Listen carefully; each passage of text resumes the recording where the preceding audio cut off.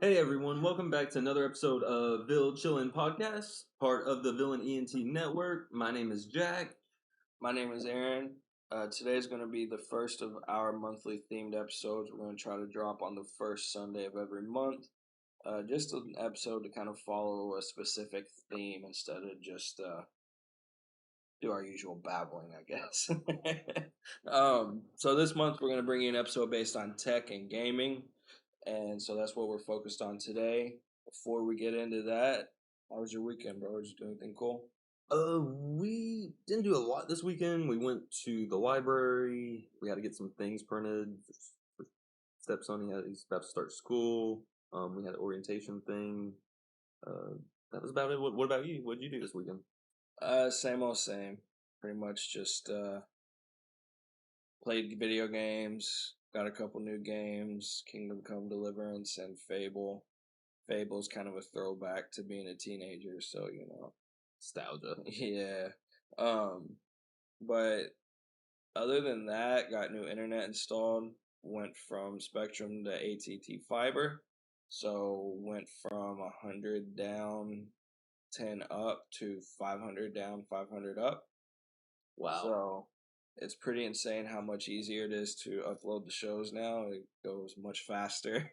I think when I sent you last week's, or not, whatever, when I sent you the last one, it uploaded and you couldn't even see it yet because it was still processing, right? Yeah. Yeah. That's like some South Korea speeds you got there, bro. It's definitely an improvement, and it'll be very beneficial considering some of the larger files can take an hour or more just to upload.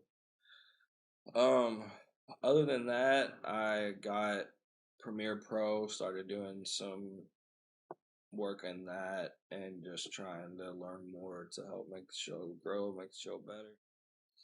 So, yeah, I didn't really do too much this weekend. That was about it. Speaking of weekends, though, and stuff to do, the state fair's coming up. Do you plan on going? I don't know if I'm going to be able to make it this year because of work. I definitely like to, though. I know that there's supposed to be a bunch of things going on, though, there. And there always is. I don't know the specifics this year, but it's funny, I mentioned it to work, and my VP's immediate response was donut burger. Donut burger? Yeah, donut burger. So, they got all the crazy foods at the state fair, and Man, the Krispy Kreme donut burger is one of them. Sounds amazing and dangerous at the same time. That's what I said. Yeah, I've never had one, but she swears by them. I remember they give out ham there. Their ham was amazing. Louisville Kentucky ham. Yeah, man, pretty crazy. But so, I guess you ready to dive into the show today? Yeah. What's the plan? First topic today is Code Louisville. So, you know anything about them? Yes, Code Louisville. I love them. So Code Louisville is a local nonprofit. Their goal is to inform people about tech and help them get jobs and utilize that role of tech in their daily lives. So, like I said, they're nonprofit. I know a lot of people who have benefited from it. I did enroll. I wasn't able to finish just because other things in life kind of got in the way. But have you heard of them? Yeah, I actually did it, enrolled as well, but wasn't able to finish. It was a few years back. It was really cool though. It was a very fun experience and something that it'll stick with you, even if you aren't able to finish. You learn something from it, and that was then back when it was part of the library. I think they branched off from the library now, and they do their own thing. But I know they've really expanded a lot of their programs. Um, like you said, they've helped dozens, if not hundreds, of people. Well, there you go, 749 graduates placed in tech jobs. So, 300 plus companies have hired people who went through the program, and they got mentors donating thousands of hours and thousands of hours of their time to help people. So, it's really cool and free. Hey. Craziest of all, It's one of those things where I guess you you get out of it what you put into it. You know, got to put in the time, and they're there to teach you as much as you want to learn. And of those graduates, all those people, those people, some of those people have been going through some rough times, and they just were determined and dedicated and made it. I wouldn't be surprised if at least one, maybe several of those people could have been homeless before they found those roles, and now they're in $100,000 plus salary jobs. So Yeah. I mean, it just starts with just that determination. Absolutely. And I mean, what's really awesome is that, I mean, I can't speak personally, but because I haven't been through a boot camp, but from what I do know is that if you treat it right, you put your time in, and you really reach out to people when you need it, it's pretty reminiscent of a boot camp, a coding boot camp type setup. But those cost thousands of dollars. You know what I mean? So, yeah, I mean it's a really awesome program. Proud of those guys. Hopefully they just can keep doing what they're doing, and hopefully Kentucky continues to help pay for that. Yes, yeah. If you have any interest in the future, getting in tech, maybe as a career, or even a hobby. I mean, the goal is to get it as a career, but even if you want to get into it and just learn, look up Code Louisville. Yeah, it's just codelouisville.org. You can see it on the screen here. You got this apply now button on the side, so that's literally where to start. Awesome. So next, I wanted to do an honorable mention for gaming, especially. Gaming is huge. Love me some Tetris. Things like esports are growing like crazy every year. Competitive gaming's getting bigger and bigger, but I mean, even little indie games are just blowing up and going huge and making people a lot of money sometimes, you know. It's about the quality of the game, not always the money backing it, you know. So some of these indie companies are making some of the best games right now. And to that effect, Louisville has its own gaming group. So it's like those maker spaces where people can go and do projects, but it's for gaming, and it's Louisville Makes Games. It's pretty awesome of them. So they meet up every so often and talk gaming. So it says here the goal is, oh, don't know what happened there. I apologize. All right. Well, either way, Louisville Makes Games. Here it is. It's pro game development as a viable career in the city through game development programming classes for kids, industry talks, art gallery showcases, and other events. So, their first major project was establishing the physical space called Warp Zone. So that's kind of their home base of operations for the, I guess, club. Um, I don't know exactly what you'd call it, but if you're interested in creating video games, definitely check out Louisville Makes Games. Wow, it seems like a nice community. Where so is this free or That I really don't know. Like they've grown a lot since I last heard of them.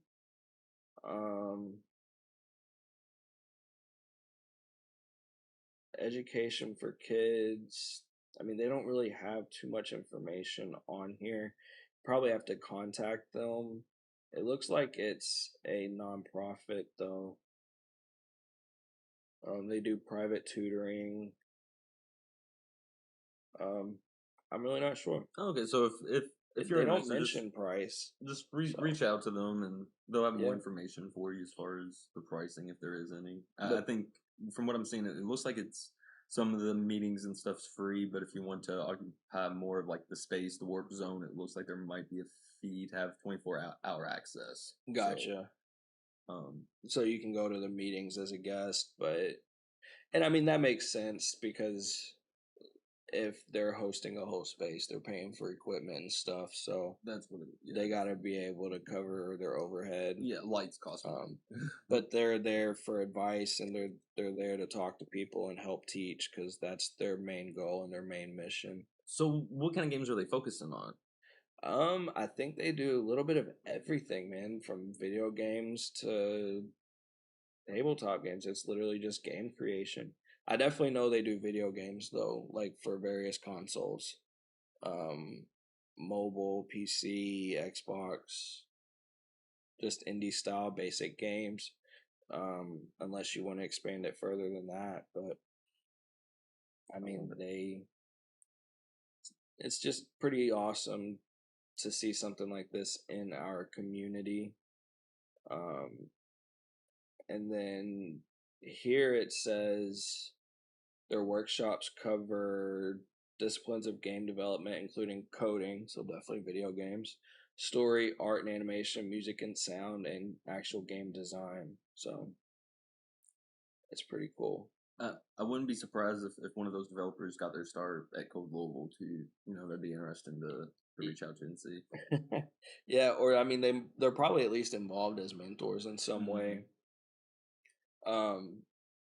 A little bit more about local gaming scene is there's actually some indie companies making quite a few games in the local Kentucky space. So it's not all Louisville, but there's 3 companies that I found, and the first one here, I think these guys are part of the Louisville Makes Games. I don't know. The faces look like they were in that other picture. I can't swear to it. I didn't look into it, but they just looked, I don't know, they looked familiar. But Two Scoop Gaming has quite a few games out for various platforms.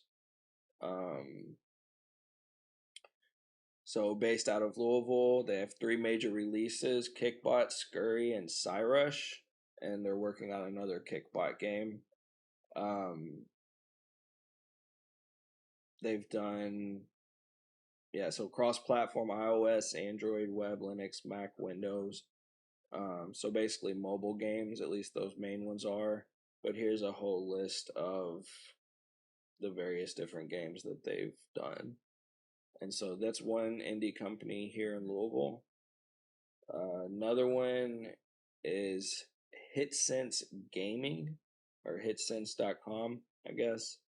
They've done a lot of different games from cross platforms, from Nintendo to Xbox One to PlayStation. Again, indie games, but they also help with marketing and branding. So they're a publisher as well as a developer.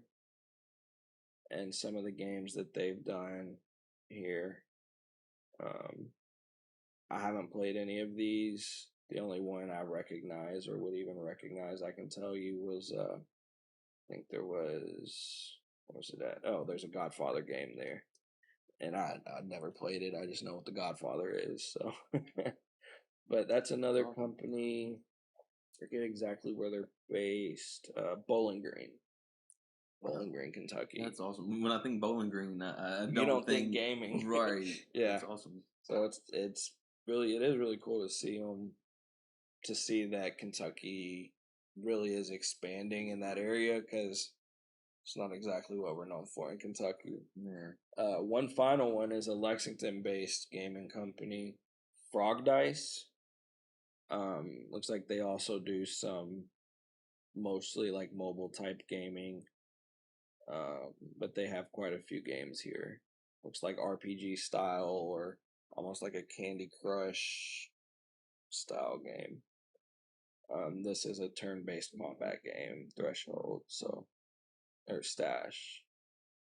So yeah, I mean they've got quite a few games, so that they're based out of Lexington. So I just thought it'd be cool to introduce some of those if anybody wants to help support some local companies. If you're into those kind of games, then it's really cool to see local companies get the love and support. So yeah, definitely support them in any way. If you are interested in local gaming, definitely try to support them by downloading or buying some of their stuff for sure. Yeah, I mean it's pretty cool. Looks like even this one has some of the they got some YouTube channels and Twitch channels and stuff. So uh, there's ways to support where you don't necessarily have to donate physical money. You know, um, so just check them out if you're into gaming or like to support gaming in general. Just tell your friends. Yeah, you don't have to support monetarily. Like just telling somebody about it. Like, hey, did you know these guys do this? That's a lot right there. Exactly. Exposure is everything in that space. So you got to spread the word, and people got to know about it before they can buy it and play it.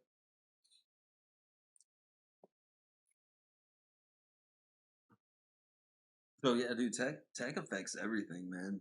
Um, it affects, especially here in Louisville. I mean, everywhere. It affects it everywhere. But here in Louisville, there's a lot going on as far as how tech affects like the major companies. We have a big UPS hub. Oh yeah. The airports, Humana, they use technology is a big role in how they do what they do.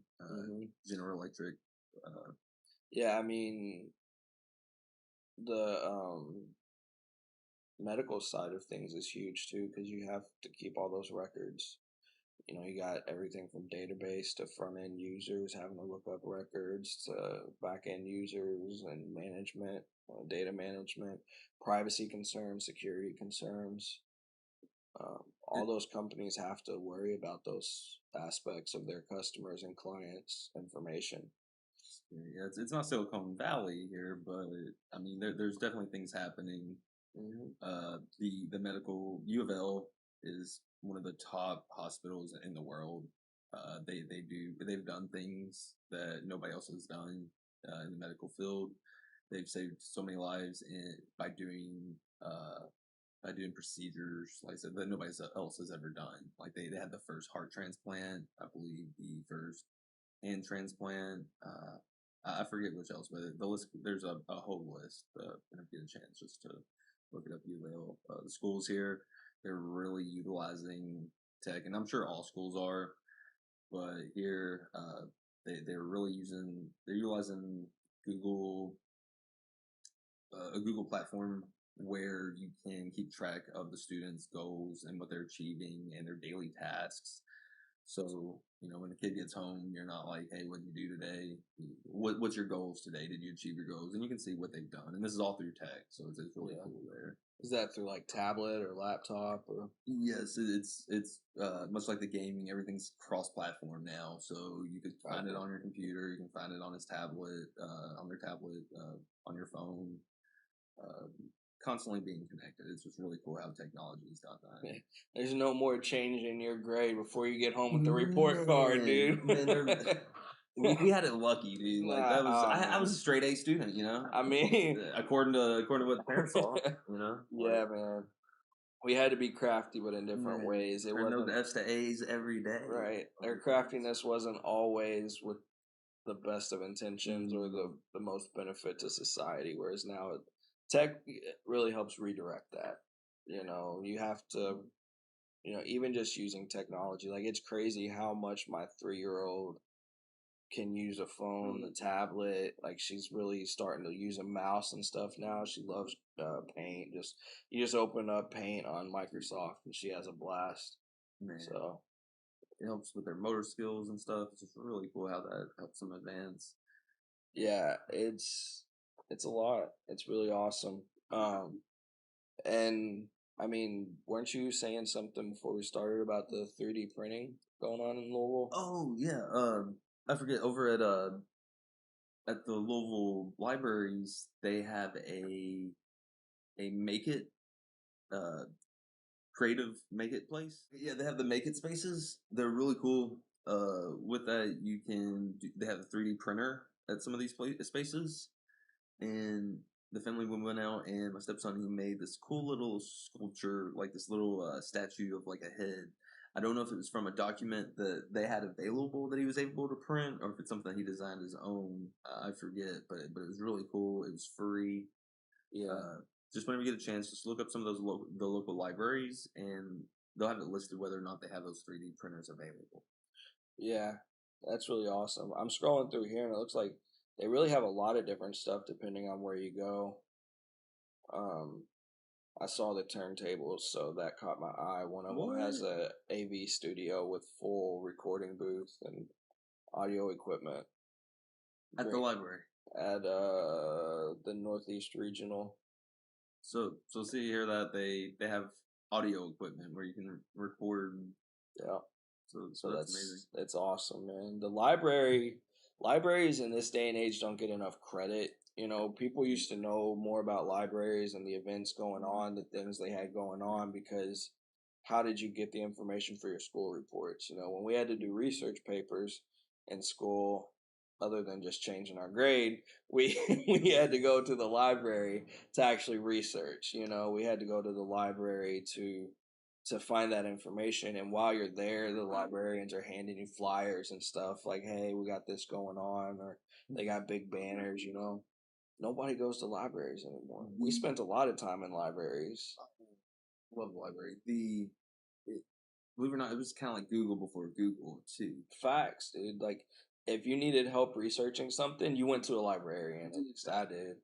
My parents, and maybe this was just them, and that they would argue over something, and then they would say, "Call the library," and they would call the library for the answer, like it was Google. This was '95, so I don't know what was going on, but that's amazing. The librarian's probably there, like, okay, I reckon. Yep. Okay, she's probably asking Jeeves because she don't know what else to do. I'm heading to the Britannica section. Don't worry.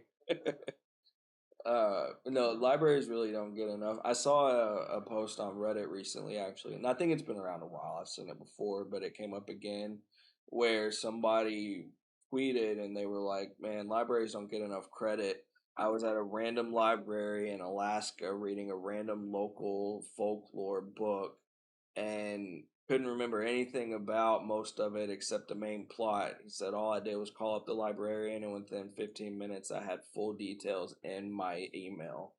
Like that's beautiful. Unsung heroes. Like it's pretty wild. How they don't get enough credit, just like teachers. You know, a lot of teachers. So our last topic for today, ironically or not ironically because it was totally planned, is podcasts. You know, I saw something on Reddit recently on the Louisville or the Kentucky subreddit. I don't remember which. Same thing. Pretty much. Yeah. They get cross posted all the time. So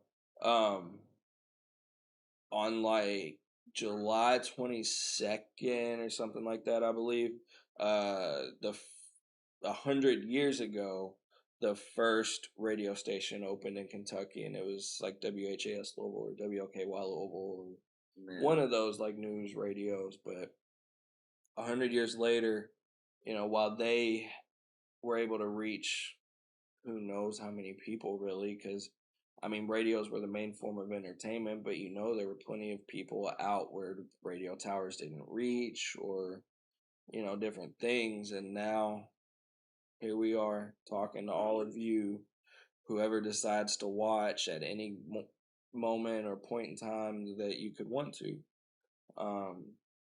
So it's just crazy to think how much technology really has changed when you look at just 100 years ago. Just 100 years ago, we barely knew how to send sound waves through transistors and resistors, and I'm sure in the next 50 years we'll probably be projecting holograms. Who knows? It's the future. I'm down with that. Yeah, we're down. That'd be awesome. One thing I'm never going to support, though, no matter how many futuristic shows portrayed it, is flying cars. People can't even drive straight right, and you want to give them the ability to go up and down. I thought you were about to say neuro. I thought you was going to talk about some kind of like brain implant, and you were like, no. Something serious. No, we're just talking about cars. We're not going to end it on that serious. Next week. Right. Brought to you by Neuralink. Exactly. So I guess with that, we'll call it for today. As usual, be blessed. Bless someone around you. I'm Aaron. I'm Jack. Have a great weekend. See you next week.